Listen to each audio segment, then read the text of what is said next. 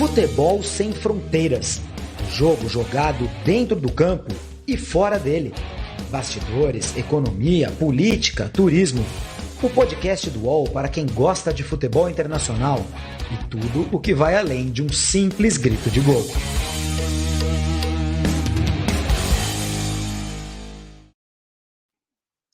Muito bom dia, boa tarde, boa noite. Este é o Futebol Sem Fronteiras, edição número 50, hein? Dá para chamar de edição de aniversário, hein, Jamil Chad? É redondinha. Hoje teremos um grande convidado, Léo Bertozzi, para a gente conversar sobre o Milan. O Milan é o assunto do podcast Futebol Sem Fronteiras nesta quinta-feira.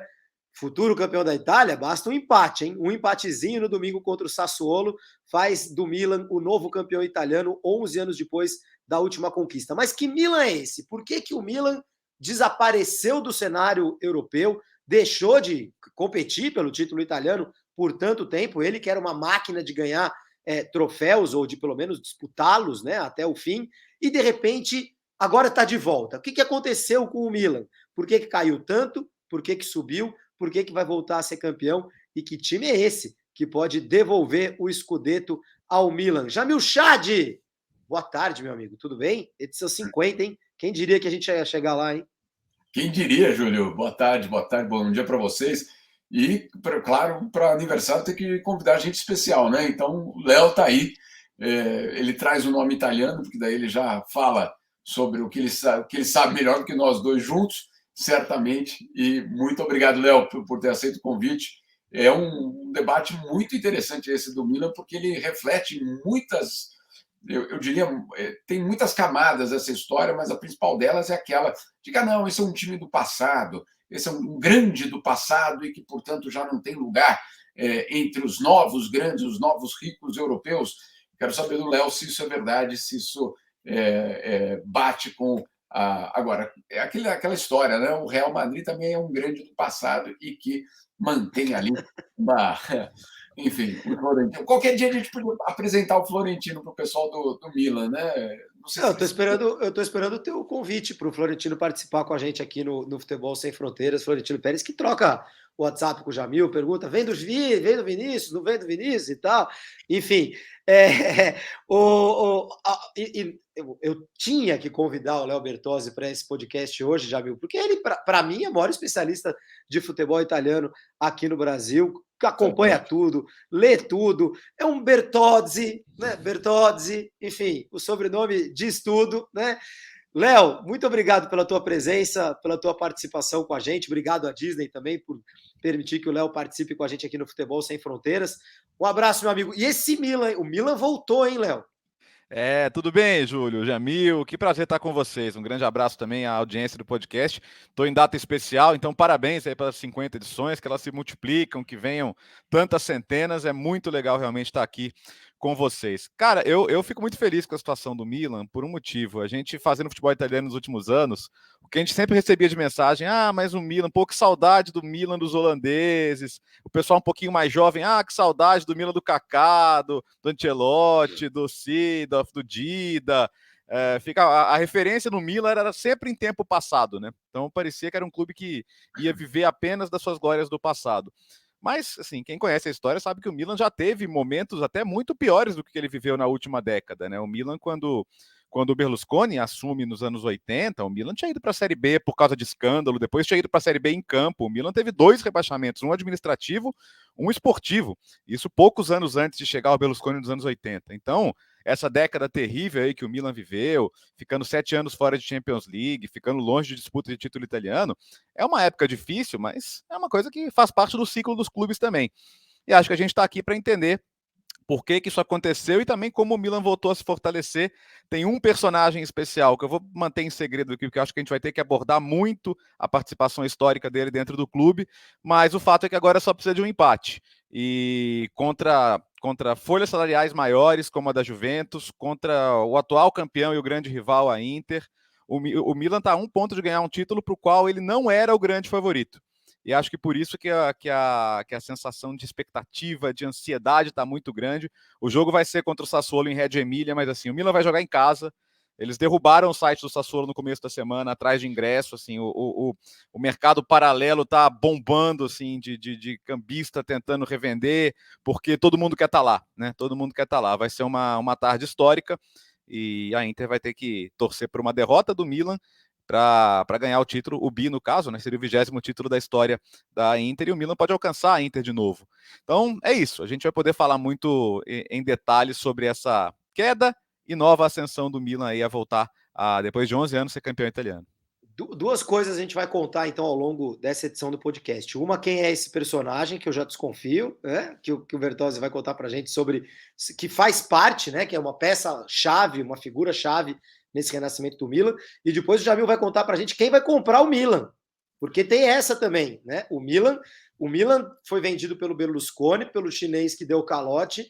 Aí o fundo americano que tinha emprestado dinheiro para o chinês ficou com o Milan, mas os caras aparentemente não querem continuar com o Milan. Né? Pode até ser uma possibilidade, mas o Milan está a ponto, talvez está a ponto de seja um exagero, não está tão perto assim, mas o Milan deve ser vendido e o Jamil vai contar para a gente para quem e eu vou deixar vocês tentarem adivinhar aí de que parte do mundo vocês acham que vai aparecer o comprador, o novo comprador do Milan. Agora, falando desse campeonato agora, dessa reta final, para o pessoal que não conhece, assim, na Europa, não são todos os campeonatos que têm a mesma regra para critério de desempate. Então, o Milan está 2 pontos na frente da Inter, o City está 1 ponto na frente do Liverpool também, são 2 campeonatos que vão acabar nesse final de semana, na Inglaterra e na Itália, na última rodada, mas os critérios são diferentes. Na Inglaterra é saldo de gols.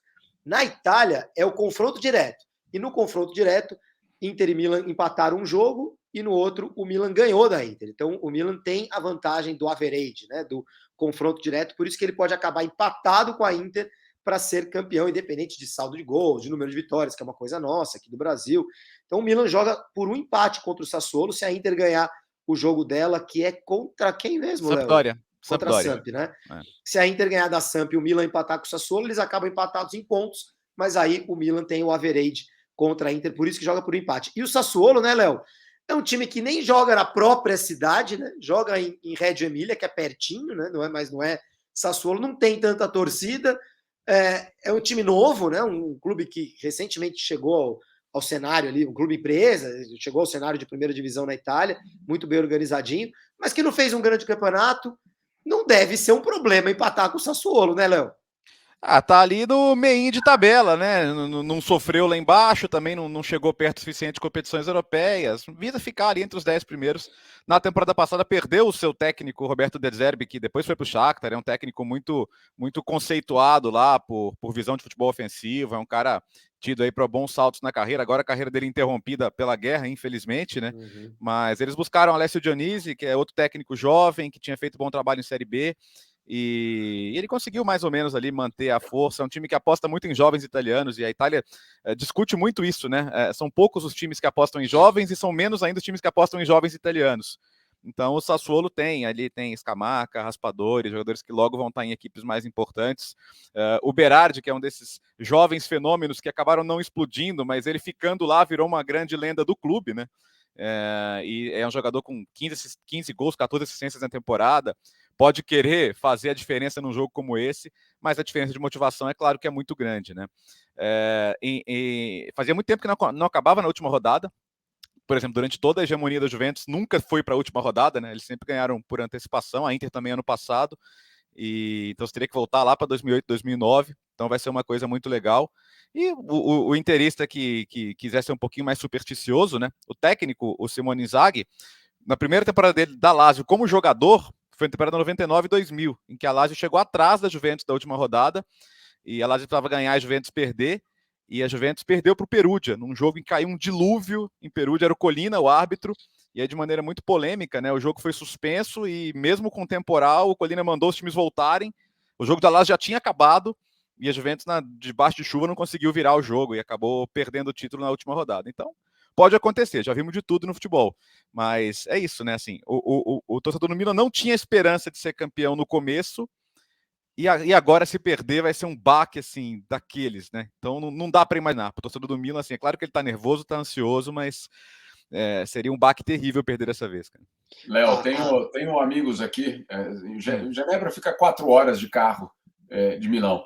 Eu tenho amigos do Milan aqui que passaram a temporada inteira ignorando basicamente o campeonato, né? Sabe aquele torcedor que acompanha, etc., mas não quer falar do assunto, contas, né? Nós, São Paulinos, sabemos como é. Enfim. Eu ia fazer o paralelo, ainda bem que você fez. Deixa que eu faço. E saíram correndo para comprar, né? Se organizar aqui, vão pegar carro, etc. Porque isso é exatamente o que você disse. Era um título inesperado, se vier, era numa temporada que não era a grande aposta, era uma temporada que, bom, vamos tentar ter um lugar na Champions. Esse era o objetivo. E aí, de repente, você tem essa surpresa. Então, é isso mesmo. Agora, é curioso, porque eu estou muito curioso para saber quem é o personagem. Tá bom. É o lendário Paulo Maldini, né? A gente está falando de um jogador que fez história. O pai dele, Cesare Maldini, também é um multicampeão. O filho dele, Daniel Maldini, faz parte do elenco, mas é um garoto, atacante. Não vai ser metade do que foi o pai, assim. É um jogador bem limitadinho, para dizer o mínimo, mas que jogou alguns minutinhos, chegou a fazer gol, enfim. Seria campeão também, né? Então levaria a dinastia adiante aí com o sobrenome. Mas hoje o Paulo Maldini, ao lado do Massara, eles são os gerentes esportivos. O projeto esportivo do Milan tem o Paulo Maldini como seu grande nome.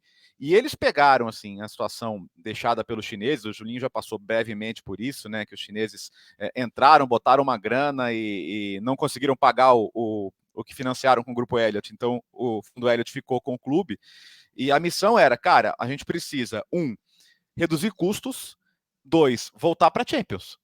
E 3, valorizar o clube para que ele seja um ativo que o Grupo Elliott não está no futebol pensando em resultado esportivo, ele está pensando em valorizar o ativo dele e vender com lucro, né? Então, não é para ficar na primeira divisão. Eu fiquei na primeira divisão, estamos bem aqui. Não, eles sabem que a valorização do Milan passa por voltar a ter objetivos importantes. Então voltou para a Champions League nessa temporada, não foi bem, caiu num grupo difícil, mas também não foi uma surpresa, né? Tava no grupo ali com o Liverpool, com o Atlético de Madrid, ninguém tinha esperança que o Milan também. Passar o Porto também, né? Que é sempre um adversário duro. Então, assim, não foi tido como um fracasso o Milan não avançar na Champions. Todo mundo entendeu que era o estágio ali que estava o time.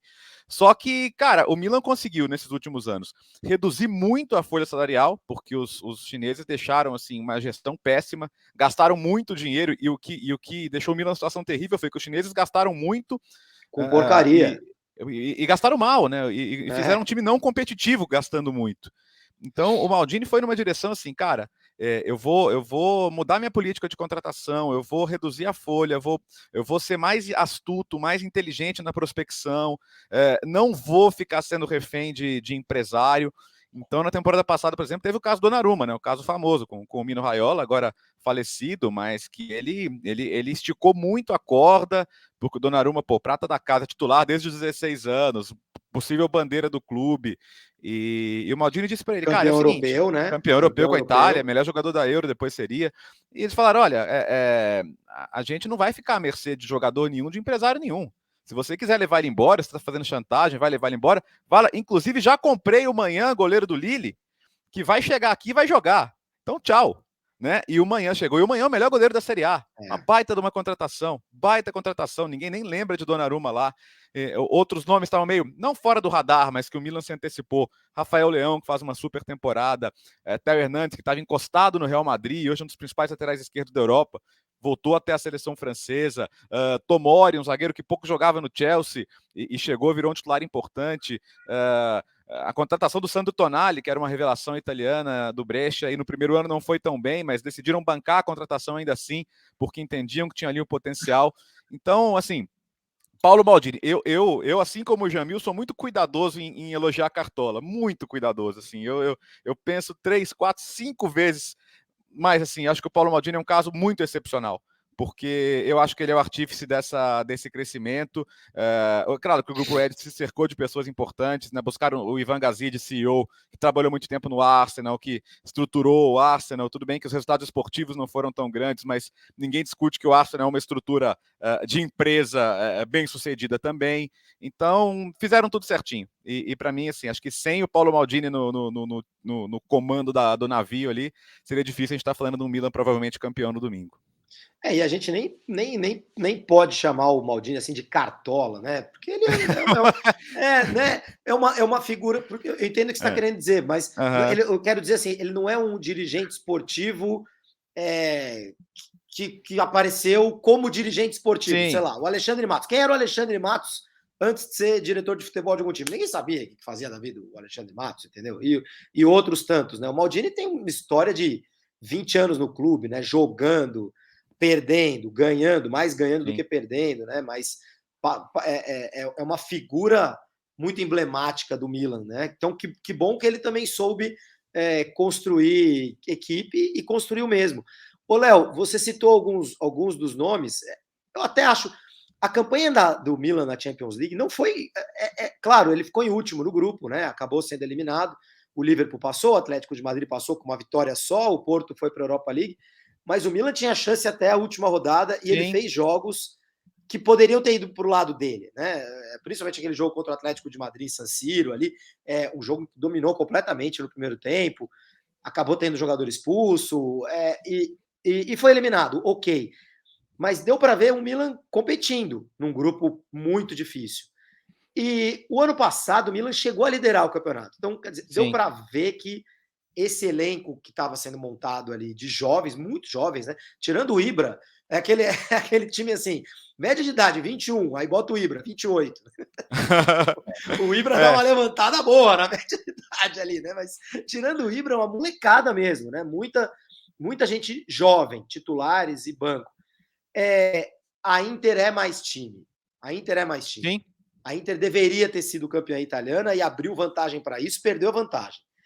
Mas não é assim uma zebra esse Milan já conquistar o título, Léo?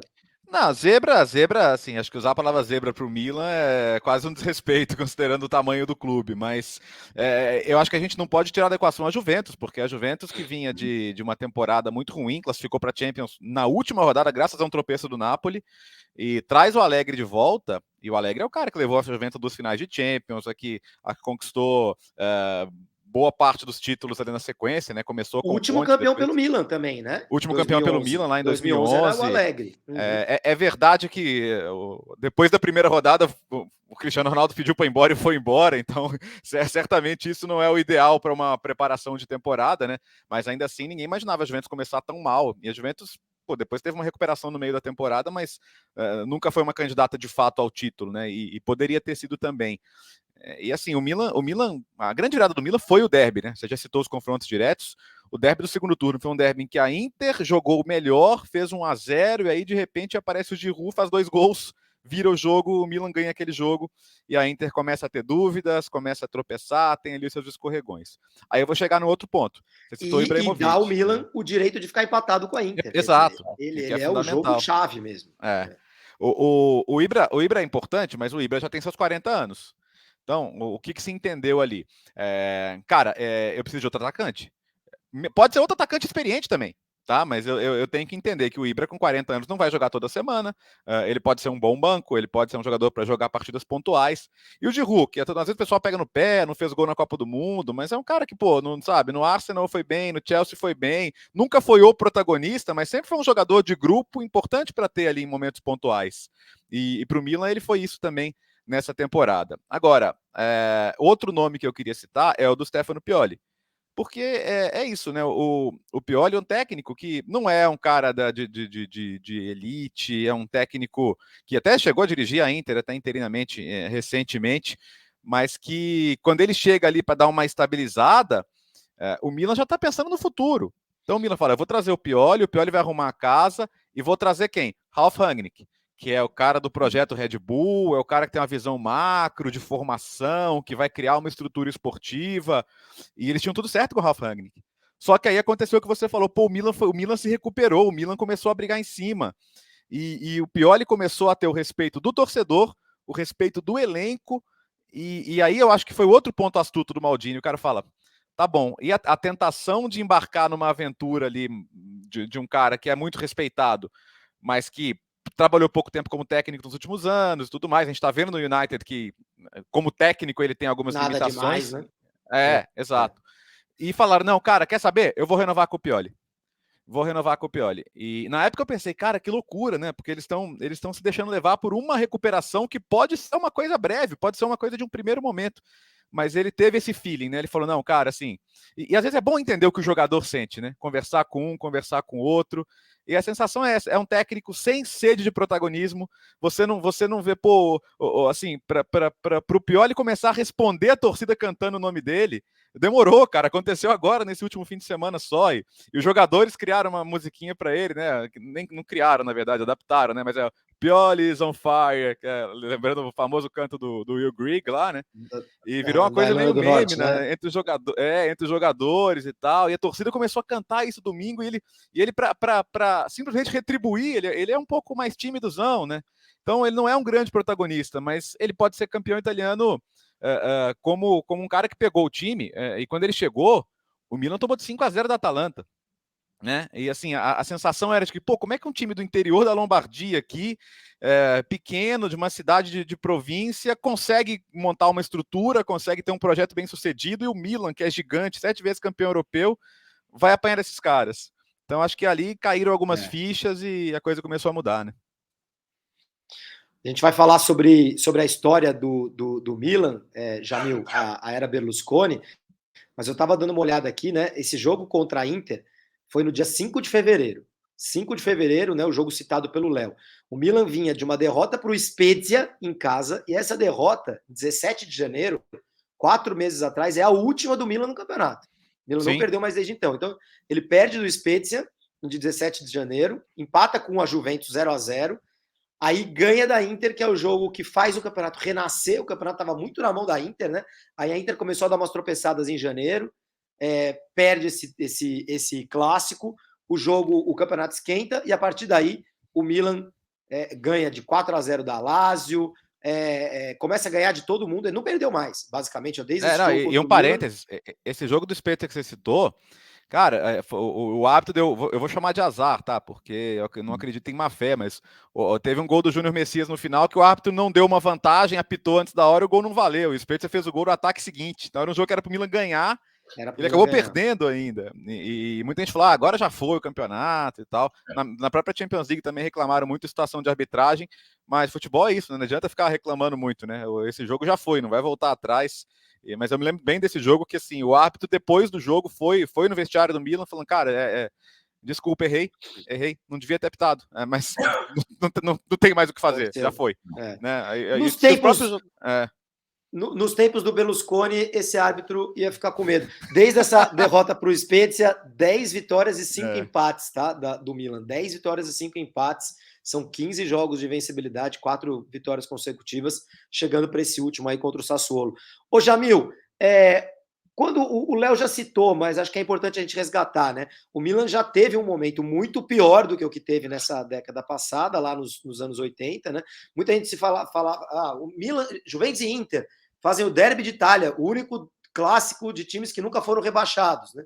E você fala, nossa, mas quando mesmo que o Milan foi rebaixado? O Milan teve problemas ali, e era um clube falido praticamente quando chega Silvio, que chega com muitas intenções, né, Jamil? Não era só recuperar o Milan.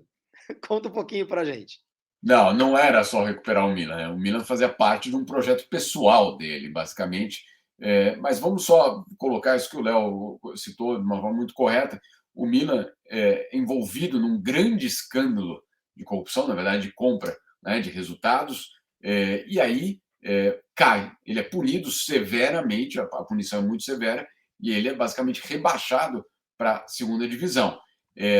Há toda uma polêmica, inclusive o Milan ganha um carimbo de time picareta, se a gente puder traduzir assim, né, Léo? Basicamente tem fica com uma mancha muito grande. Ele vai lá e ganha a primeira a primeira participação dele na segunda divisão e volta para a primeira divisão. Só que aí ele perde de novo, aí ele em campo. Muitos dizem, Léo, aí eu não sei tuas fontes, mas muitos dizem que é porque ele não comprou mais resultado, né? Não tinha mais como comprar.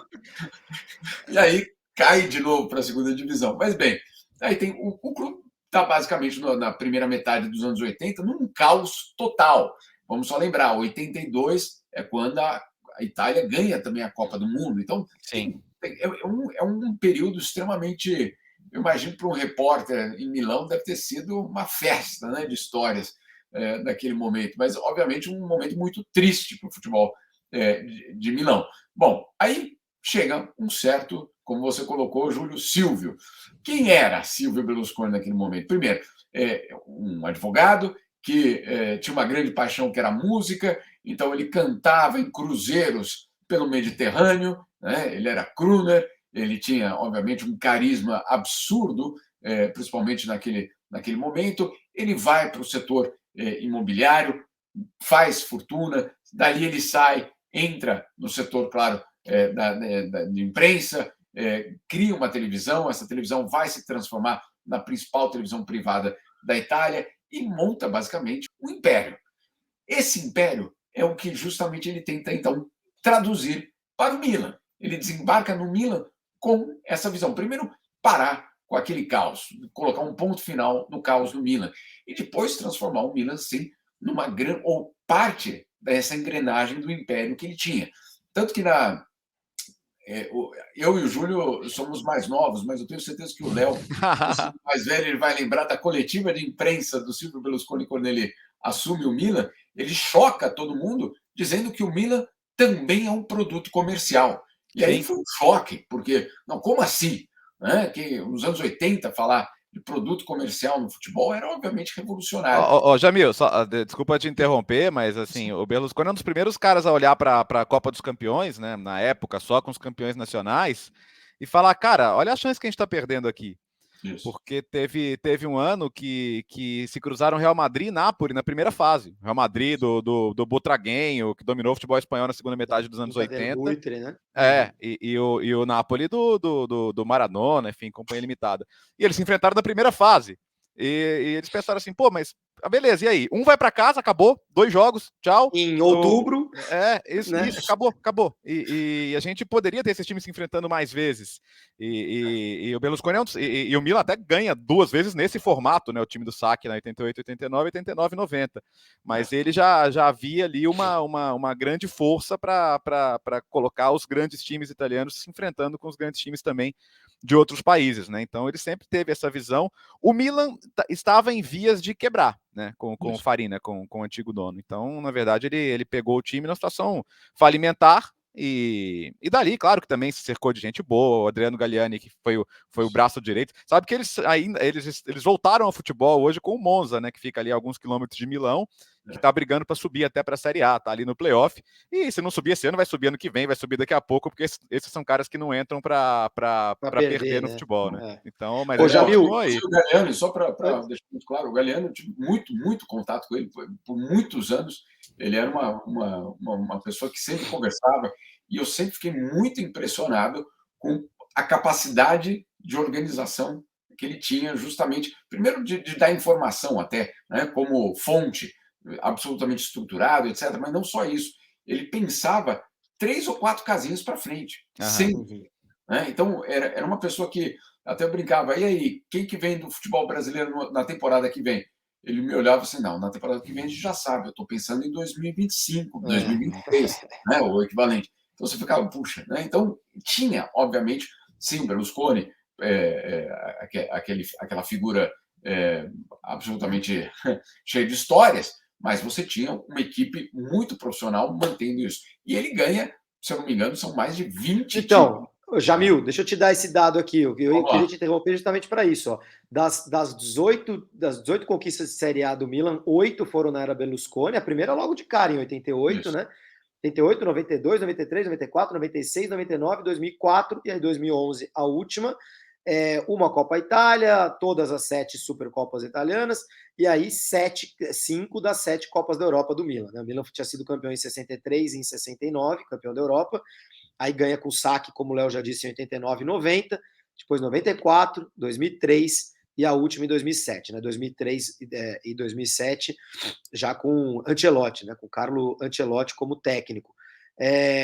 Ganhou também Supercopa da UEFA, né? Em 2003, 2007, 2 das 5. Não, 89, 90, 94, 2003, 2007. Todas as Supercopas italianas foram na era Berlusconi. 2 Copas Intercontinentais, um Mundial em 2007. Quer dizer, não foi pouca coisa. A gente pode não gostar do Berlusconi, né? A figura dele, ideologicamente, a gente pode não gostar do Berlusconi, a gente não pode não gostar da maneira como ele usou o futebol para se transformar em primeiro-ministro italiano, e eu queria que você falasse sobre isso, Jamil. Agora, a competência, ela é inegável. Os caras transformaram o Milan numa máquina. Sem dúvida nenhuma. Inclusive, só para completar a tua lista de desgostos, são 20 processos que ele enfrenta na justiça, já foi condenado à prisão, só não cumpre prisão em detenção por conta da idade dele, já foi condenado pode inventar o crime aí que ele já foi condenado, entendeu? Basicamente, essa é a história dele. Agora, o que ele faz, e aí com o sucesso do Milan, ele dá o próximo passo nas aspirações pessoais dele, que era justamente entrar para a política, mas não entrar para ser deputado e ficar ali aguardando e fazendo orçamento secreto. Não, lá não sei se tem essas coisas. Mas, enfim, não era para isso que ele fazia. Ele queria entrar justamente para já disputar algo muito grande. E ele vai transformar o lema que ele cria para o Milan para a própria campanha política dele, que era a Força Milan, e ele transforma para Força Itália. E ele monta um partido dele mesmo, que basicamente era só ele, o partido, com o nome, o lema do próprio time. Se isso não é usar a plataforma do futebol para política, eu não sei o que é. Né? Não tem. E ele vai, justamente, também num momento de muita turbulência na economia e na política italiana, ele chega com esse mesmo discurso. Olha lá o que eu fiz com o Milan. Olha lá, um time quebrado, segunda divisão, um caos, corrupção, etc. Eu chego e garanto títulos. E ele transforma isso num discurso de campanha que pega. Tanto pega que ele é eleito, basicamente, de uma forma até muito tranquila das primeiras vezes. Depois, claro, tem todas as polêmicas, escândalos sexuais, evasão de divisas, tem tudo tem ali. Mas ele chega com essa força. Teve até E ele continua, não é que cheguei primeiro-ministro, então agora vou desfazer dos meus bens, porque afinal de contas não podemos ter esse choque, né, de interesses, conflito de interesses, coisa nenhuma. Né? Continuo sendo dono do Milan, continuo mandando no futebol italiano. O Milan era o menor dos problemas nesse conflito de interesse, né? O Milan era de menos. Ele tinha uma televisão também, entendeu? Exato. Então, Exato, o cara era dono da mídia privada e da pública. Teve uma viagem, inclusive, uma viagem que eu cobri do ex-presidente Lula para a Itália. Era uma visita de Estado, uma visita oficial, e a gente ali da imprensa oficial, acompanhando oficialmente a delegação brasileira, chegamos ali em Roma e tinha uma cerimônia do Lula com Berlusconi. E aí foi muito engraçado, porque ele tinha guardado um segredo para todo mundo, claro, o Berlusconi sabendo que o Lula gostava de futebol, na hora da cerimônia, ele abre uma cortina, ele tira a cortina, e já estavam todos os jogadores brasileiros do Milan. O Kaká, o Cafu, o Serginho, acho que o Dida já estava, enfim, todo mundo ali, né? Você fala, não, o cara basicamente ligou para os empregados dele, né? Porque é isso, né, Léo?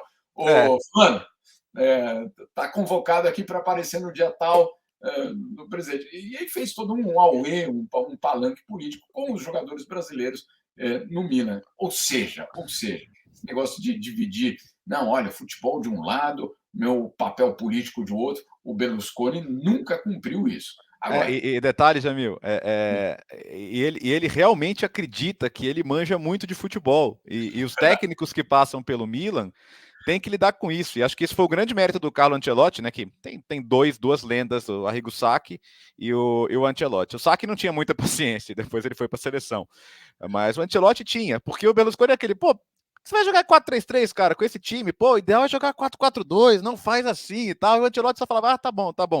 Aí, às vezes, ele falava, tá vendo, ó, te ouvi, fiz o que você falou e tal, mas tinha que ter muita paciência, porque ele é isso, ele sempre foi esse boleirão, né? Ele gostava de achar que os jogadores ouviam os conselhos dele, de que os técnicos ouviam os conselhos dele, então todo mundo que trabalhou no Milan na era Berlusconi meio que tinha que entender isso, né? Não vai bater boca com o chefe, não vai entrar em conflito, mas tinha que entender que era um cara que gostava de frequentar esse ambiente, né? Gostava de estar com a mão na massa, vamos dizer assim. E o Ancelotti é o cara perfeito para isso, né? Estamos vendo agora no Real Madrid, vimos ao longo da carreira, né? Perfeito, né? Para ir levando na flauta o Berlusconi. Fala, Jamil, por que o Berlusconi vendeu o Milan, hein? Por que ele desistiu?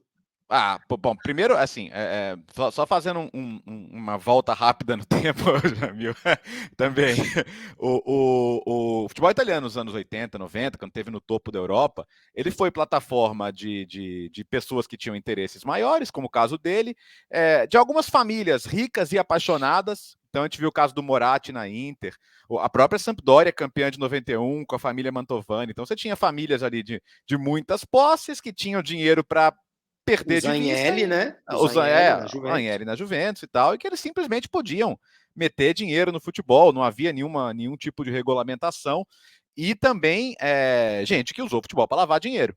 Então você tem dois casos emblemáticos, o caso da Parmalat e da Tírio, né, empresas até do mesmo ramo aí, alimentício, e depois soubemos, né, que foram casos que viraram casos de polícia, né, pessoas foram presas também por como o futebol foi usado com o Parma, com a Lazio, né, a Lazio que foi campeã italiana, o Parma não foi campeão italiano, mas ganhou muitas competições continentais ali, ganhou Recopa, ganhou Copa da UEFA, mais de uma Copa da UEFA até, 95, 99, então foi plataforma também para muita lavagem de dinheiro naquele período.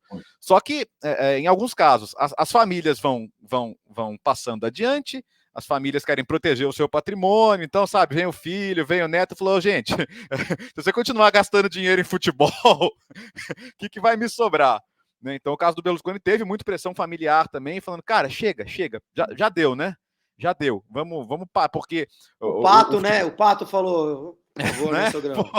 Não, porque assim, é isso, assim, o volume de dinheiro gasto nunca ia dar lucro. Então, essas pessoas não botavam dinheiro no futebol para ter lucro com o futebol. O lucro ia ser isso, de imagem, de ganho político, ou de satisfação pessoal. Então, muitos para lavar, né? E para lavar de outros negócios. Também.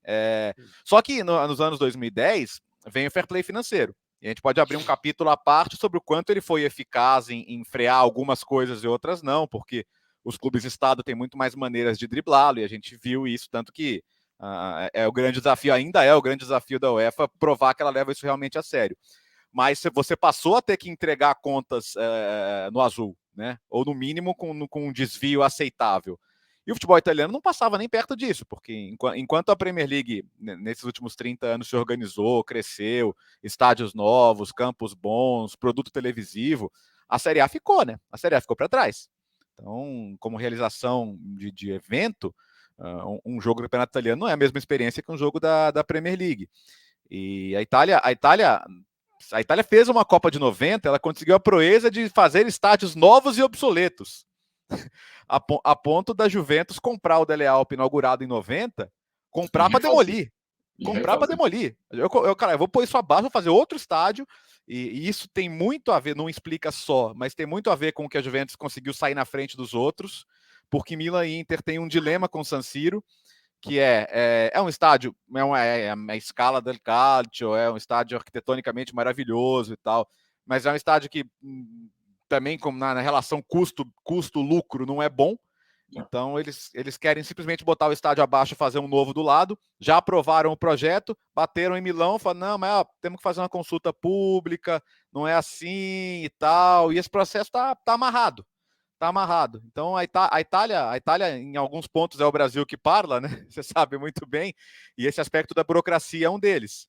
Então, você tem muitos clubes ainda com dificuldade. O Napoli sofre muito com isso, né? O De Laurentiis, que é um empresário super bem sucedido da área do cinema e tal, já falou várias vezes que queria ter um estádio novo para o Napoli e briga com a prefeitura também há séculos. Então, assim, o futebol italiano tá patinando ainda em alguns aspectos, né? E acho que esse é um deles. E acho que a Juventus, no aspecto administrativo, conseguiu. como ela tem uma estabilidade maior, né, no aspecto do estádio, e fazer parte de um conglomerado como é o Fiat, né, isso te dá uma segurança um pouco maior nessas situações, mas o fato é que foi uma década muito difícil para os dois. E aí, o que o Berlusconi falou primeiro? Seguinte, não ponha mais dinheiro. Então, Ibra, proposta do PSG? Vai. Thiago Silva, proposta do PSG? Vai. E o time foi se desmanchando, né? E o Milan começou a ter os elencos que ele podia ter, com a arrecadação que ele tinha, que já era defasada em relação ao resto da Europa, e aí não tem milagre, né? E aí não vai ser campeão, vai ficar fora de Champions, e aí foi essa espiral negativa, até que o convenceram a passar para frente, com muitas críticas, porque entendem que ele não fez o que eles chamam de due diligence, né? De verificar quem são as pessoas que estão comprando, se essas pessoas têm condição de sustentar o clube. Entenderam que ele simplesmente virou para o primeiro comprador, e aí, para não repetir muito o que a gente falou, os chineses foram um absoluto desastre por lá, né? Léo, ele se desfez do time, ele não vendeu, né? E essa foi a grande crítica, assim. E aí entraram os chineses ali que enfim, como o Léo já disse no começo do nosso podcast, gastaram bastante, mas gastaram mal, né? Com alguns jogadores bem discutíveis, né? Foi um ano, foi 17, 18, Léo. O Milan foi quem mais gastou, né? Foi. Não, e assim, e o grande nome era para ser o Bonucci, né, cara? E também foi um desastre, porque ele fez inimizades lá com a Juventus, depois voltou igual um cachorrinho perdido na temporada seguinte. Pô, eu nem lembro direito quem veio. Veio o Bonucci, veio o lateral da Suíça lá, o Ricardo Rodrigues. O André Silva, atacante português também, que acabou não dando muito certo. Foram mais de 200 milhões em contratações, cara. Então, isso aí acabou inviabilizando. Eram bons jogadores, mas que juntos ali não resolveram nada. Não pagou, o Elliott Fund pegou o Milan para ele, e agora, Jamil, quem que está a fim de comprar o Milan? Talvez o único que falte no Golfo Arábico ou Pérsico. O único que não tem um escudinho ali no mapa. Pelo menos oficialmente. Não sei se ele tem em algum outro lugar que a gente não saiba, né? Mas é um fundo do Bahrein. Só para deixar claro, o Qatar tem o seu, né? Na verdade, o Qatar aí tem não só o PSG, mas também tem direitos de televisão de várias outras ligas, que é uma outra forma de controlar também a transmissão e, claro, o financiamento daquele campeonato. Você tem a Arábia Saudita, Newcastle, né, muito claramente entrando com o mesmo objetivo. Você tem os Emirados Árabes, que obviamente estamos falando do City, e faltava um ali, né? Na verdade faltam dois, mas acho que o outro não vai entrar por enquanto, que é o Iêmen. Acho que o Iêmen ainda não está. Ele precisa terminar a guerra. Tem o Kuwait também, não tem o Kuwait? Não, o Kuwait está lá em cima ainda, mas não, brincadeira do Iêmen. Mas o que faltava é o Bahrein, que então quer fazer parte dessa transformação, porque viu e funcionou com o City, funcionou com o Paris Saint-Germain, no caso do Qatar, não o Paris Saint-Germain em si, mas funcionou para o Qatar, vamos dizer assim, o lustre do futebol a esses regimes autoritários, e o Bahrein disse, eu também quero entrar nessa. Vou só lembrar que tem uma coisa muito importante, isso tudo acontece depois da Primavera Árabe. A Primavera Árabe colocou todos esses, eu ia falar cartolas, mas não é cartola, né, Léo?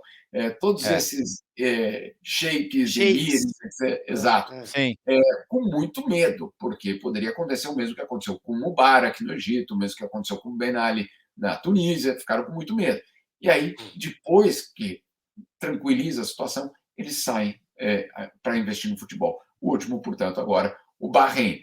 Não está certo, Júlio, não, isso não é só uma questão ali de alguns detalhes e está fechado, mas é a grande aposta. O fundo americano, pelo que eu entendi, talvez o Léo possa me corrigir, mas pelo que eu entendi, o fundo americano não comprou para ser o dono, ele comprou para explorar. Exato. Né? Então, e ele nem comprou, né? Ele ficou com o Milan, né? Os caras não pagaram, ele ficou com o Milan, mas ele não... aquela história, você faz o financiamento de uma casa, não consegue pagar, eles vão e tomam sua casa. A casa, no caso, não é que eles querem a casa, ninguém vai morar lá. Exato. Eles querem repassar, né? E aí, o que eles tiveram, esse Elliott Fund, esse grupo aí, o que eles tiveram foi paciência para esperar o trabalho do Maldini, enfim, esperar o trabalho, fazer o Milan não dá. 3 anos atrás a gente olhava para o Milan e falava, pô, quem é que vai querer comprar isso aí? né? Isso é um gigante quebrado. Ninguém vai querer, né? Eles, tipo Cruzeiro, tipo Cruzeiro, virou uma SAF e tal, comprar na baixa, digamos assim. Então, esses caras, eles falaram, não, vamos dar uma organizada aqui, né? Vamos ver se o Milan volta a frequentar a Champions League e tal, para aí sim vender. E acho que chegou esse momento, né, Léo? Agora, inclusive, o estádio é um entrave, né? A questão do estádio, quer dizer, o Milan precisa ter um estádio, e precisa construir um estádio junto com a Inter, separado da Inter, de alguma forma. O Léo tocou muito bem nesse assunto, né? Na Itália, os estádios todos obsoletos, só a Juventus tem um estádio padrão Premier League, Bundesliga, Liga Espanhola, enfim. E o Milan e a Inter precisam resolver essa história.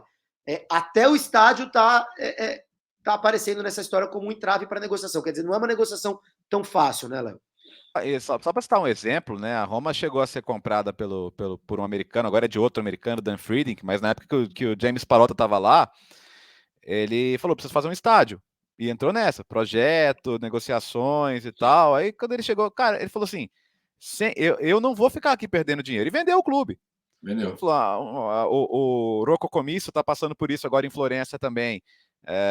Inclusive, ele pegou mal a coisa que ele falou lá, o estádio está caindo aos pedaços e tal, e o Artemio Franchi é uma das joias arquitetônicas da Toscana, né? Então pegou super mal para ele. Depois ele se retratou, só quis dizer que era um estádio que há muito tempo não era reformado e sei lá o quê. Mas os caras que chegam de fora, eles têm a visão para eles que aquilo ali é concreto, cara. Exato. Então, eles não têm apego à tradição arquitetônica ou à história, porque teve Olimpíada, teve jogo da seleção lá, sei lá quando. Para eles é concreto. E o concreto que me dá lucro é o concreto mais importante. Então, assim, acho que os novos donos, caso eles realmente confirmem, eles vão querer essa solução. E Milan e Inter já estão pressionando a Prefeitura de Milão, falando, cara, assim, para a gente, fazendo uma cidade adjacente aqui da Grande Milão, estão todas batendo na porta. Imagina, sei lá, para Sesto San Giovanni, seria Guarulhos de Milão. Imagina. Monza, qualquer lugar, ali tem tanta coisa em volta de Milão. Entendeu? Vai. E agora a pressão que eles estão fazendo é essa. Mas numa dessas, cara, se os caras chegam do Bahrein e falam, Inter, desculpa aí, mas eu vou comprar meu terreno, vou fazer meu estádio e foi bom enquanto durou, mas eu não posso esperar. Pode acontecer também. Então, vamos ficar de olho. A Inter, só para não passar batido, a Inter foi comprada também por chineses, mas o grupo Suning é um mega grupo, assim, não eram aventureiros como os que compraram o Milan, tá?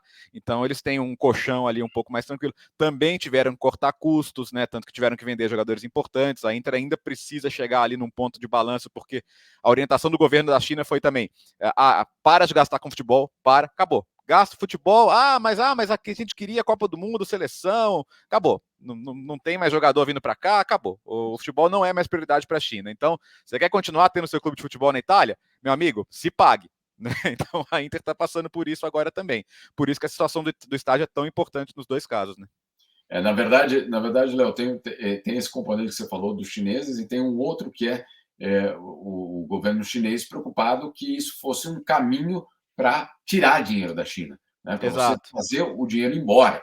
Então, vamos comprar clube, vamos comprar empresa, vamos comprar parque de diversão, vamos comprar o que for. E aí, claro, faz sentido justamente esse ponto que você falou. Paguem-se, porque daqui não vai sair mais nada. Muito bem, meu microfone estava fechado aqui. Senhores, muito legal. Agora, o Léo, desse time do Milan atual, talvez, eu não sei, seria exagero a gente falar que o Rafael Leão, português, foi o destaque da campanha? Não, né? Não é então, exagero, não. Um jogador que tem uma história muito curiosa, porque ele foi o único daquele evento em 2018, quando a torcida do Sporting, enfim, alguns malucos lá, ultras, né, fanáticos do Sporting de Lisboa, entram no CT de Alcochete para literalmente dar uma sova no time, né? Porque aqui a gente já viu a torcida organizada entrar em muito CT aqui no Brasil, mas nunca deram na orelha dos caras, né? Sempre ali e tal. Tudo controlado, ambiente controlado, né? Vai lá, entra organizada, dá um esporro, vai embora, né? Lá em Portugal, depois daquele campeonato de 2018 que o Sporting perdeu ali para o Benfica, a torcida entra para dar nos caras e é algo que depois não ficou muito claro, mas que talvez tenha sido armado, tenham deixado, enfim. O Jorge Jesus saiu do clube, um monte de gente saiu do Sporting, mas sempre com algum tipo de acordo com o Sporting. E o Rafael Leão não. O Rafael Leão foi para o pau mesmo. Foi embora, falou, não, rescisão unilateral de contrato, foi para o Lille. O Sporting não recebeu nada por isso. O Milan comprou o Rafael Leão do Lille no ano seguinte, por 20 e tantos milhões de euros. E aí o Rafael Leão depois foi condenado na justiça portuguesa a pagar o Sporting, a ressarcir o Sporting. Eu confesso que eu não sei em que pé que ficou essa história. Deve estar se arrastando lá com recursos, etc. e tal. E hoje o Milan tem um jogador e pode vendê-lo, né, Léo? Apesar de ter sido o nome aí do possível título, o Rafael Leão pode entrar nessa conta aí de vender para o fundo Elite fazer um lucro antes de vender o clube. É um cara que a gente não tem certeza que vai ser o jogador do Milan para os próximos anos. O Milan faz muita questão que ele seja um pilar, o contrato dele acaba em 24, o Milan já trabalha para renovar até 26, e a avaliação do Milan, assim, de fato, não existe jogador inegociável, mas o Rafael Leão, se não chegar na casa dos 3 dígitos, não vai sair. Se ninguém chegar com 100 milhões de euros aqui, ninguém vai levar, porque é um jogador que vai fazer 23 anos agora, tem um potencial de futuro gigante, e ele não vai ser dado de presente para ninguém. Então, até porque eles sabem que os times que podem comprar o Rafael Leão, por exemplo, o PSG, PSG, você vai querer levar o Rafael Leão, você vai querer pechinchar, meu amigo? Me desculpa, né? Então, não, na verdade, não, assim, o Milan, se for para vender o Rafael Leão, vai ser por cifras realmente que você não tem a condição de recusar. Muito bem. Jamil, algum destaque final sobre essa campanha do Milan? O Milan que te traz grandes recordações ali em 93, né? Todo São Paulino gosta do Milan.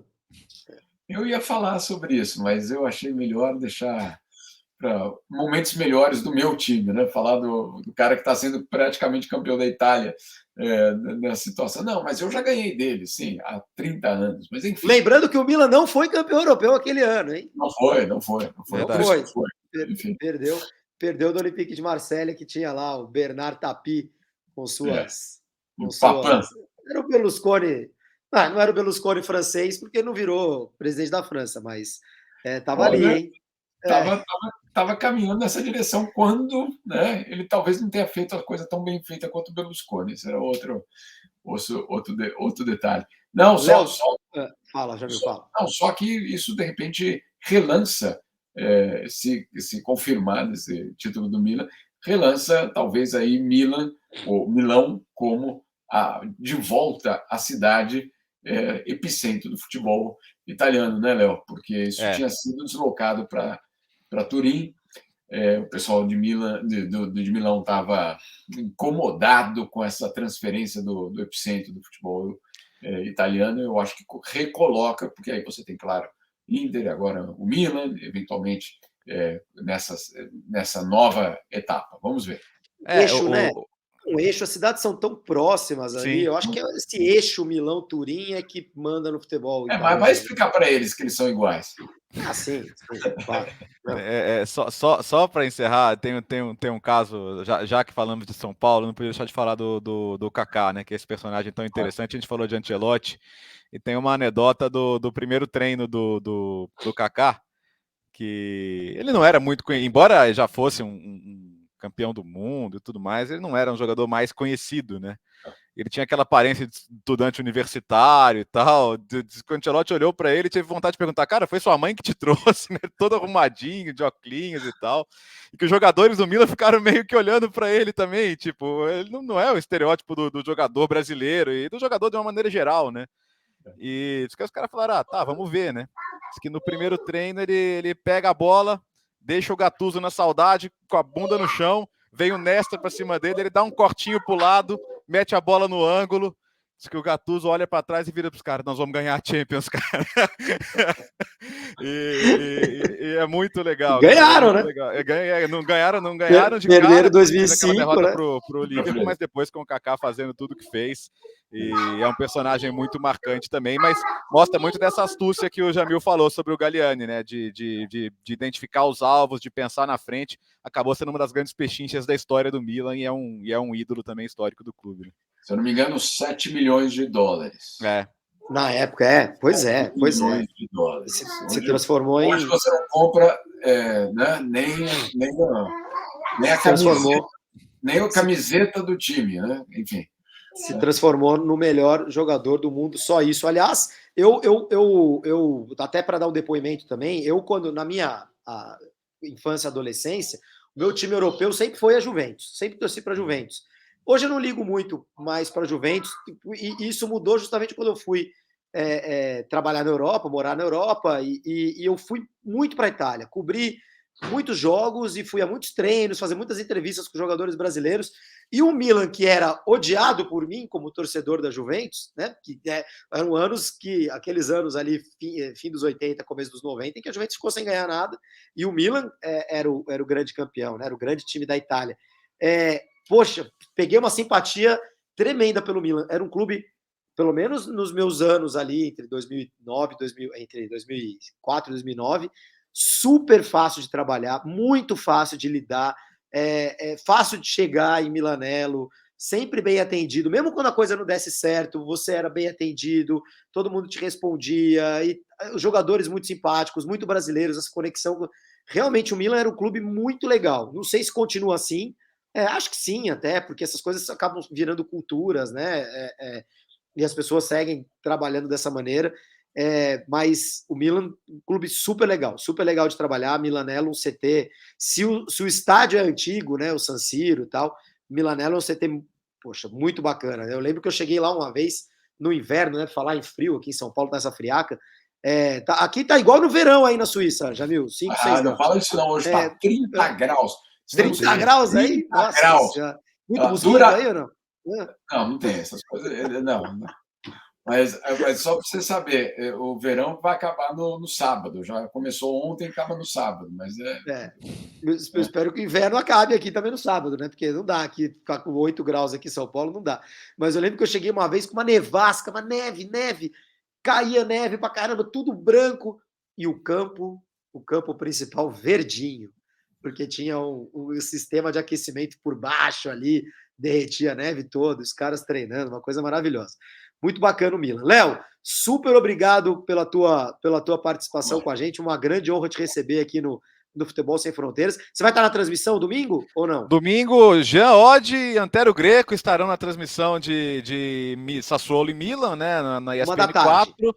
E isso, 1h. E quem tem o Star Plus acompanha a Inter e Sampdoria. Eu vou estar no lado que vai ter que torcer, vai ter que fazer a sua parte e torcer, junto com o Cledir Oliveira também na transmissão. Então vamos ver, a Inter precisa ganhar e torcer para o Milan perder. Basta um pontinho aí para o Milan, depois de 11 anos, poder colocar o Scudetto aqui na camisa. Quem é que narra o Milan no domingo? Se não me engano é o João Guilherme, mas já posso confirmar para você. Tá, não, tô tranquilo. Então o Léo vai estar no Star Plus com Inter e Sampdoria, junto com o grande Cledir Oliveira, e na ESPN 4, 1h no domingo, esse jogo entre Milan e Sassuolo e Milan, né? Com Anterito, Geode e João Vamos Guilherme. lá que eu já abro aqui para você. Vai dar para você quiser ir se despedindo vamos fazer o serviço completo. Fazer o serviço completo, né? Tá bom. Jamil, que grande convidado tivemos, hein, para nossa edição 50. Uma aula. Graças a Deus que temos essas personalidades no Brasil que conhecem o futebol como poucos. Eu sinto falta aqui, viu, Léo, dos europeus que conheçam o futebol sul-americano como a gente verdade. conhece. Você, ué. Você tem que fazer esse papel. Não, eu estou falando de jornalista, entendeu? Pode confirmar, viu, Julinho? João Guilherme mesmo na narração de Sassuolo e Milan, com o Antero Greco, com o Jean Oddi, então na ESPN 4 e também no Star Plus, né? Quem tem o serviço vê todos os jogos do Campeonato Italiano, do primeiro ao último. Muito bom. Muito obrigado pela participação de todos aqui no Futebol Sem Fronteiras. Assinem o canal no YouTube, assinem o canal do All Sport também, quem está nos acompanhando no canal All nesta quinta-feira pela tarde. Jamil, obrigado mais uma vez. Léo, obrigado de coração pela tua participação. A gente volta. Léo, nem deixei você se despedir. Valeu, meu amigo. Um abraço, viu? Um abraço e só para fazer o nosso comercial também, o podcast Futebol no Mundo vai falar muito da decisão da Itália e também dos outros campeonatos, decisão na Inglaterra domingo, tem vagas aí europeias também sendo definidas, enfim, muita coisa. Você pode acompanhar também no YouTube da ESPN Brasil e nos agregadores de podcasts. Eu não perco. Não são podcasts concorrentes, são diferentes. E o futebol é apenas algo em comum entre o futebol no mundo e o futebol sem fronteiras.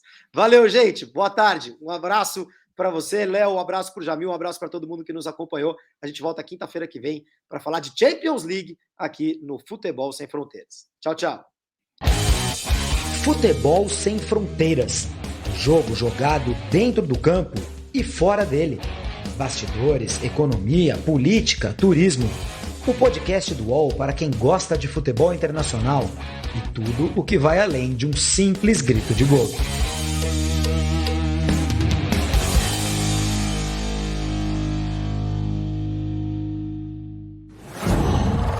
UOL.